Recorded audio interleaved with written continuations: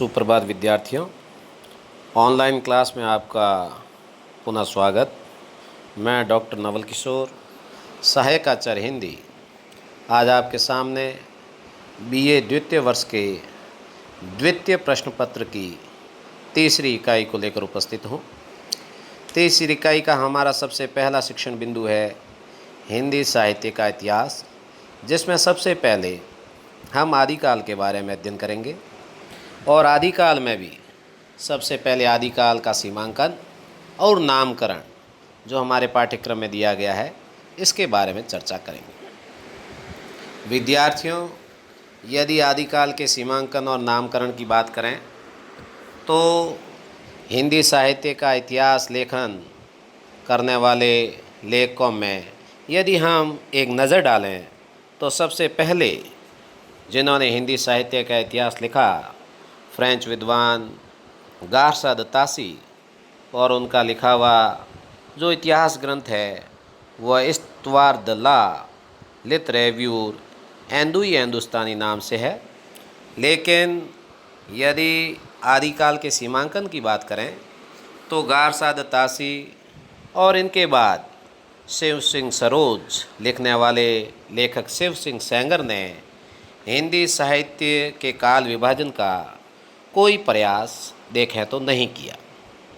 इस प्रकार से गारसा द तासी और शिव सिंह सेंगर के इतिहास लेखन में काल विभाजन या सीमांकन का कोई उल्लेख हमें मिलता नहीं है। उनके बाद यदि हम ध्यान दें तो अगले इतिहास लेखकों में सर जॉर्ज ग्रियर्सन का नाम प्रमुखता से लिया जाता है और उन्होंने जो हिंदी साहित्य का इतिहास ग्रंथ लिखा वह the modern vernacular literature of Hindustan के नाम से है। आपने अपनी पुस्तक में कुल 11 अध्यायों में इस पूरे कालखंड को विभाजित किया है और प्रत्येक अध्याय है वह एक कालखंड को व्यक्त करता है। इन्होंने लेखकों और कवियों का काल क्रमानुसार वर्गीकरण किया है। लेकिन यदि काल विभाजन की दृष्टि से देखा जाए, इतिहास के सीमांकन की दृष्टि से देखा जाए तो हम कह सकते हैं कि जॉर्ज ग्रियर्सन के काल विभाजन में वैज्ञानिकता का अभाव है तथा इनके इस ग्रंथ में अध्यायों की संख्या भी अधिक है और यह अधिक होने से उसे काल विभाजन मानना भी उपयुक्त नहीं है। इस प्रकार सर जॉर्ज ग्रियर्सन, उनसे पहले शिव सिंह सेंगर और गारसा द तासी कह सकते हैं कि तीनों के इतिहास ग्रंथों में काल विभाजन की कोई स्पष्ट सीमा या रेखा नहीं है या ऐसा सायास प्रयास दिखाई नहीं देता है। यदि इससे आगे बढ़ें तो काल विभाजन का सबसे पहले सायास जो प्रयास है वो मिस्र बंधुओं के द्वारा किया हुआ ज्ञात होता है। मिस्र बंधु जो कि 3 सहोदर भाई थे, जिनमें गणेश बिहारी, श्याम बिहारी और सुखदेव बिहारी तीनों ही प्रसिद्ध इस नाम से प्रसिद्ध हैं। मिस्र बिंदुओं ने अपना जो ग्रंथ है वह मिस्र बिंदु विनोद नाम से लिखा और उन्होंने अपने ग्रंथ में हिंदी साहित्य का जो इतिहास है उसको कालखंड अनुसार विभाजित करने का प्रयास किया है। यदि मिस्र बंधुओं का काल विभाजन और सीमांकन की तरफ हम ध्यान दें तो हम पाते हैं कि मिस्र बंधुओं ने हिंदी साहित्य के संपूर्ण इतिहास को अलग अलग 5 कालखंडों में विभाजित किया है। लेकिन 5 कालखंडों के अंदर भी हम देखते हैं कि जो प्रारंभिक 3 कालखंड है उन्हें पुनः 2-2 कालखंडों में विभाजित कर दिया गया है। इस प्रकार से 2-2 कालखंड कुल मिला के 6 और अंतिम 2 कुल मिला के कह सकते हैं कि यह काल विभाजन 8 कालखंडों में किया गया है। यदि मिस्र बंधुओं का हम काल विभाजन स्पष्ट रूप से देखें तो सर्वप्रथम जो काल है उसे उन्होंने आरंभिक काल नाम दिया है और इस आरंभिक काल को भी उन्होंने पुनः 2 भागों में विभाजित किया है। देखिए, चार्ट में आपको जैसा दिखाई दे रहा है कि आरंभिक काल का पहला जो पक्ष है वो पूर्वारंभिक काल नाम से और दूसरा पक्ष उत्तरारंभिक काल नाम से चिन्हित है। जो पूर्व आरंभिक काल है इसे उन्होंने 700 से लगाकर 1343 विक्रमी संवत तक माना है। उत्तर आरंभिक काल का इन्होंने जो समय दिया है वह 1344 से लगाकर 1444 विक्रमी संवत तक माना है।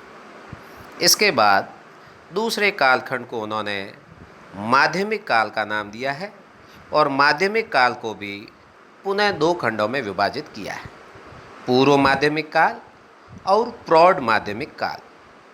पूर्व माध्यमिक काल का समय इन्होंने 1445 से लगाकर 1560 विक्रमी संवत तक दिया है और 1561 से लगाकर 1680 विक्रमी संवत तक के काल को इन्होंने प्रौढ़ माध्यमिक काल कहा है। तीसरा जो कालखंड है उसे इन्होंने अलंकृत काल कहा है और अलंकृत काल को भी इन्होंने पुनः 2 भागों में विभाजित किया है, पूर्वालंकृत काल और उत्तरालंकृत काल।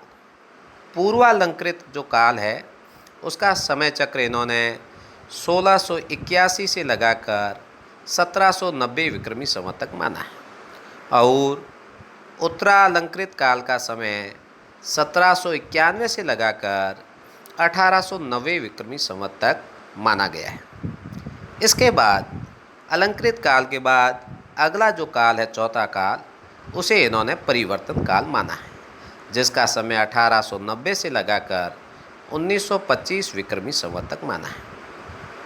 और अंतिम और 5वें काल को इन्होंने वर्तमान काल नाम दिया है, जिसका समय इन्होंने 1926 विक्रमी से लगाकर और वर्तमान तक माना है। इस प्रकार से देखा जाए तो मिस्र बंधुओं का यह काल विभाजन भी हम कह सकते हैं कि असंगत है, क्योंकि इसमें हिंदी को हम देखते हैं पीछे ले जाकर अभ्रंश काल को भी इसमें समाविष्ट कर दिया गया।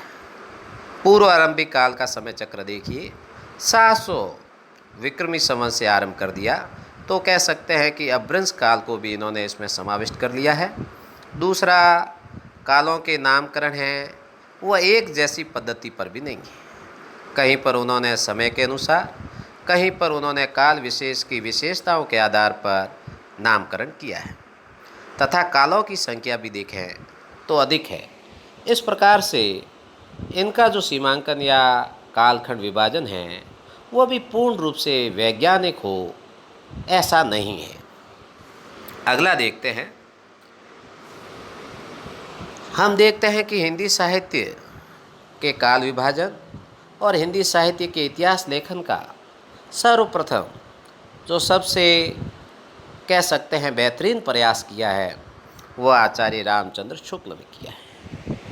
आचार्य रामचंद्र शुक्ल का जो ग्रंथ है हिंदी साहित्य का इतिहास, उसमें उन्होंने देखिए हिंदी साहित्य के संपूर्ण इतिहास को 4 कालखंडों में विभाजित किया है और उन चारों कालखंडों को भी दोहरा नाम से पुकारा है। सबसे पहले यदि आचार्य शुक्ल का हम काल विभाजन देखें तो जो पहला काल है जिसे आदि काल भी कहा जाता है, इसे आचार्य शुक्ल ने वीर गाथा काल नाम दिया है और इसका समय चक्र उन्होंने संवत 1050 से लगाकर 1375 विक्रमी संवत तक माना है। वीर गाथा काल के बाद या आदि काल के बाद दूसरा जो काल है वह उन्होंने पूर्व मध्यकाल या जिसे कह सकते हैं दूसरे शब्दों में भक्ति काल के नाम से उन्होंने इसे पुकारा है और जिसका समय देखिए संवत 1375 से लगाकर 1700 विक्रमी संवत तक भक्ति काल का समय इन्होंने बताया है। भक्ति काल के बाद अगला जो कालखंड है जिसे उत्तर मध्य काल कहा जाता है, इसे इन्होंने इस काल की प्रवृत्तियों के आधार पर रीति काल नाम दिया है और जिसका समय इन्होंने 1700 से लगाकर 1900 विक्रमी संवत तक माना है। अंतिम और सबसे अंत में चौथा जो काल है, जो कि आधुनिक काल के नाम से जाना जाता है, इन्होंने इसे आधुनिक काल के साथ साथ गद्य काल के नाम से भी पुकारा है। और गद्य काल का समय इन्होंने संवत 1900 से लगाकर 1984 विक्रमी संवत तक माना है। तो हम देखते हैं कि आचार्य शुक्ल ने अपने हिंदी साहित्य के इतिहास में दोहरा नामकरण करते हुए उनका प्रारूप हमारे सामने प्रस्तुत किया है। और स्पष्ट है कि लोग जिसे आदिकाल कहते हैं, शुक्ल जी उस काल में वीरता की प्रवृत्ति को प्रधान मानकर उसका नाम है वह वीर गाथा काल रखना चाहते हैं। इसी प्रकार से उन्होंने पूर्व मध्यकाल को भक्ति काल, उत्तर मध्यकाल को रीति काल तथा आधुनिक काल को गद्य काल कहे जाने के वे पक्ष में हैं। उनके अनुसार वीर गाथा काल में वीरता की, भक्ति काल में भक्ति की, रीति काल में रीति तत्व निरूपण की और आधुनिक काल में गद्य की प्रधानता है। इसीलिए प्रधान प्रवृत्ति के आधार पर ही इन कालखंडों का नामकरण करना उचित है। शुक्ल जी की काल विभाजन पद्धति के हम देखते हैं कि दो मुख्य आधार हैं। पहला है वो प्रधान प्रवृत्ति के आधार पर और दूसरा है ग्रंथों की प्रसिद्धि के आधार पर। हम देखते हैं कि जिस कालखंड में एक विशेष ढंग की रचनाएं अधिक मिली उसे एक अलग कालखंड माना गया है और रचनाओं की प्रचुरता के आधार पर प्रधान प्रवृत्ति का निर्धारण भी कर लिया गया है। प्रधान प्रवृत्ति के लिए लोक प्रसिद्ध ग्रंथों को ही उन्होंने आधार बताया है। तो इस प्रकार से शुक्ल जी के इस काल विभाजन में सर्वाधिक जो आपत्ति विद्वानों को है, हम देखते हैं वो वीर गाथा काल के नाम पर ही है। इस काल की अधिकांश सामग्री है, हम देखते आधारहीन है एवं अप्रामाणिक भी है। अतः उसके आधार पर प्रधान प्रवृत्ति का निर्धारण नहीं हो सकता। कुछ आलोचकों ने इस नाम को अनुचित बताकर इसे आदिकाल कहना ही उपयुक्त माना है। एक प्रवृत्ति को प्रधानता देकर शेष को गौण मान लेने का जो दृष्टिकोण है वह भी कुछ लोगों के मत में एकांकी है, जो इतिहास की अधूरी और एक पक्षीय व्याख्या करता है, जिसे कि वैज्ञानिक नहीं कह सकते। फिर भी यह कहना उचित है कि शुक्ल जी की जो काल विभाजन पद्धति का आधार है वो वास्तव में तर्क संगत है, पुष्ट है। उनका विभाजन सरल है और सुस्पष्ट है। और हम देखते हैं कि अधिकतर जो प्रवृत्ति इतिहासकार है उन्होंने इसी शुक्ल जी के काल विभाजन को अपने इतिहास लेखन का आधार है वो माना है या ग्रहण किया है। इस प्रकार कह सकते हैं कि आदिकाल या फिर हिंदी साहित्य का जो इतिहास है उनको अलग अलग कालखंडों में बांटकर और उनका सीमांकन करने का सबसे वैज्ञानिक और प्रमाणिक जो प्रयास किया है वो आचार्य रामचंद्र शुक्ल ने किया। इसके बाद देखते हैं डॉक्टर राम कुमार जो वर्मा हैं, उन्होंने हिंदी साहित्य का आलोचनात्मक इतिहास नाम से जो ग्रंथ लिखा है उसमें ज़्यादातर आप देखिए आचार्य शुक्ल जी के काल विभाजन को आधार मानकर उन्होंने अपने इस ग्रंथ में हिंदी साहित्य को अलग अलग कालखंडों में विभक्त करने का प्रयास किया है। उन्होंने अपने ग्रंथ में हिंदी साहित्य के कालखंड को कुल 5 भागों में बांटा है। सबसे पहला जो खंड है उसे उन्होंने संधि काल नाम दिया है और इसका समय 750 विक्रमी संवत से लगाकर 1000 विक्रमी संवत बताया। दूसरे काल को इन्होंने चारण काल कहा है, जिसका समय उन्होंने 1000 विक्रमी संवत से लगाकर 1375 विक्रमी संवत तक माना है। तीसरे काल को इन्होंने भक्ति काल के नाम से ही पुकारा है और उसका समय काल भी उन्होंने आचार्य शुक्ल के बताए गए अनुसार ही 1375 विक्रमी संवत से 1700 विक्रमी संवत तक माना है। चौथे काल को इन्होंने आचार्य शुक्ल के अनुसार ही रीति काल का नाम दिया है और उसका समय भी वही जो कि शुक्ल ने माना है 1700 विक्रमी संवत से 1900 विक्रमी संवत तक माना है। अंतिम कालखंड को वे आधुनिक काल के नाम से पुकारते हैं और उसका समय 1900 विक्रमी से अब तक यानी वर्तमान तक वे मानते हैं। इस प्रकार से यदि हम उनके सीमांकन और कालखंडों को देखें तो संधि काल में उन्होंने अपभ्रंश की रचनाएं समाविष्ट की है। चारण काल और शुक्ल जी के वीर गाथा काल में कोई मौलिक अंतर नहीं है। वीर गाथाओं के रचयिता ज़्यादातर चारण कहलाते थे।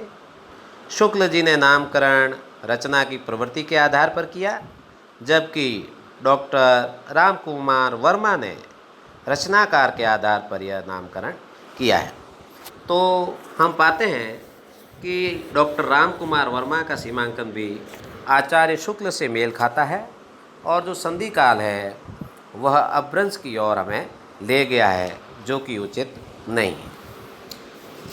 आचार्य शुक्ल के बाद यदि एक प्रयास हम और देखें तो डॉक्टर गणपति चंद्र गुप्त का काल विभाजन हम देखते हैं, जिन्होंने हिंदी साहित्य का वैज्ञानिक इतिहास नाम से हिंदी साहित्य इतिहास ग्रंथ लिखा और उन्होंने अपने इस ग्रंथ में हिंदी साहित्य के कालखंड को, इतिहास के कालखंड को 3 भागों में बांटने का प्रयास किया है। देखिए क्या क्या नाम दिए हैं।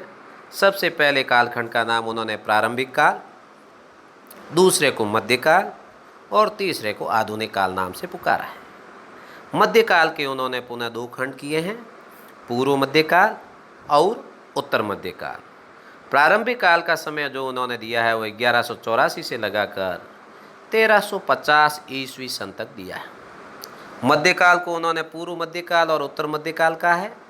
पूर्व मध्यकाल का समय 1350 से लगाकर 1500 ईस्वी और उत्तर मध्यकाल का समय 1500 से लगाकर 1857 ईस्वी तक और आधुनिक काल को उन्होंने 1857 से लगाकर 1965 ईस्वी तक माना है। डॉक्टर गणपति चंद्र गुप्त का यह मत है कि हिंदी के प्रारंभिक काल एवं मध्यकाल में 3 प्रकार का काव्य मिलता है: धर्माश्रित काव्य, राज्याश्रित काव्य और लोकाश्रित काव्य। उसी के आधार पर उन्होंने हिंदी साहित्य के इतिहास के कालखंड का विभाजन करने का प्रयास किया है।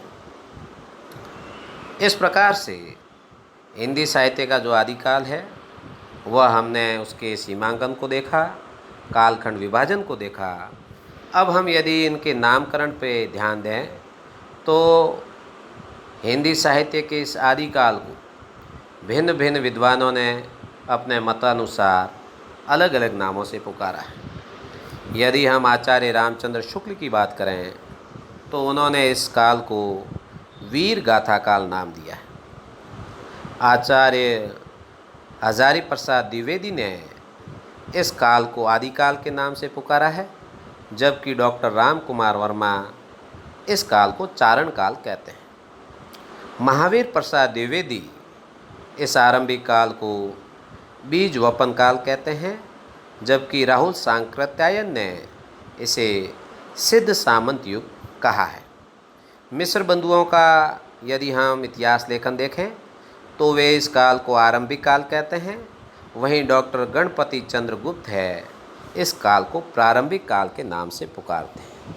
इस प्रकार से हम देखते हैं कि हिंदी साहित्य के इतिहास के इस सबसे पहले और प्रारंभिक काल को, जिसे आदिकाल के नाम से सर्वसम्मत रूप से जाना जाता है, भिन्न भिन्न विद्वानों ने भिन्न भिन्न नामकरण दिया है।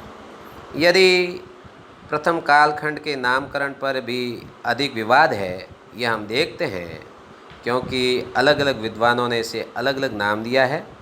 और हिंदी साहित्य के इतिहास ग्रंथों में यदि हम देखें कि सर्वाधिक प्रचलित जो नाम है वो आदिकाल ही है।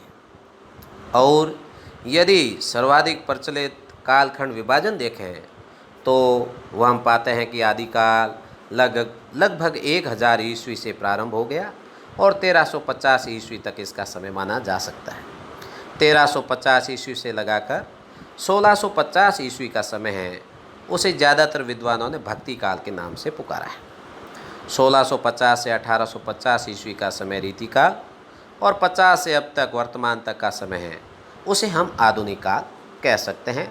और ज़्यादातर विद्वानों ने अपने मतानुसार इनका यही नामकरण किया है और यही समय सीमा उन्होंने बताई है। इस प्रकार विद्यार्थियों, आज हमने हिंदी साहित्य के इतिहास में जो सबसे पहला काल है आदिकाल, उसकी समय सीमा, सीमांकन और उनके नामकरण के बारे में चर्चा की है। और इससे अगला जो प्रसंग है वह हम अगले कालांश में उसके बारे में चर्चा करेंगे। तब तक के लिए आप सभी का बहुत बहुत धन्यवाद, आभार।